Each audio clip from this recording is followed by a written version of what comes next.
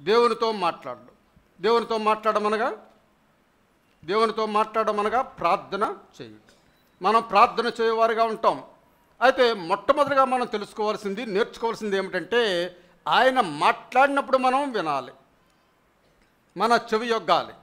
ముందు ఆయన మాట్లాడాలి. ప్రభువా, నువ్వు నాతో మాట్లాడు, నేను వినడానికి సిద్ధముగా ఉన్నాను అని చెప్పి మనము దేవునితో మాట్లాడువారుగా ఉండాలి. అప్పుడు దేవుడు మనతో మాట్లాడినప్పుడు మన రెండు చెవులు కూడా ఓపెన్ చేసి ఆయన మాటలు వినువారుగా ఉండాలి. ఆయన మాటలు దేవుని వాక్యంలో నుంచే మనతో మాట్లాడతాడు. ఆ తర్వాత మనం ప్రార్థన చేయవారుగా ఉంటాం.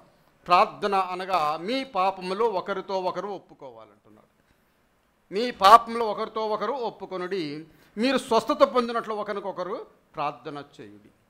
ఇదంతా కూడా దేవుని వాక్యము, ప్రార్థన, భక్తి అంతా కూడా ఈ రెండింటిలోనే మర్చబడి ఉన్నదండి.